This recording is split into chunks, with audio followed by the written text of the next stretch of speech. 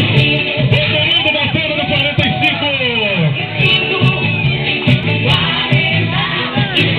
Que legal, que beleza, pessoal. É a vitória do povo. É a vitória de Serranópolis. Chega de atraso. Chega de sofrer, povo de Serranópolis. É a hora de você votar em quem merece, em quem valoriza o seu voto, tá bom, pessoal? Tá aqui o Lidevan, tá aqui a Jane, essa dupla que vai fazer a maior administração do estado de Goiás.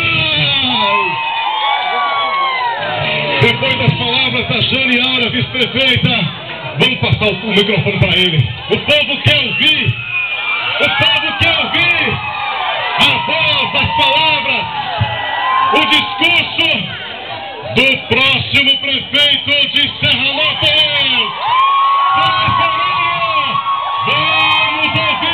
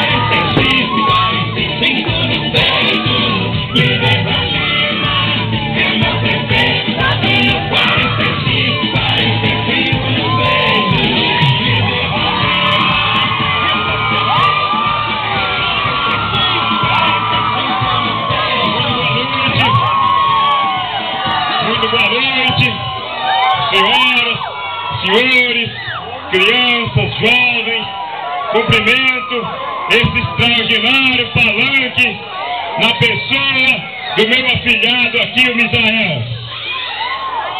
Quero cumprimentar a todos que fazem presente, aonde externo a deferência e homenagem ao saudoso e grande amigo Oswaldo Bodão. Eu cumprimento seu filho, o Oswaldinho Parreira, o Bodinho.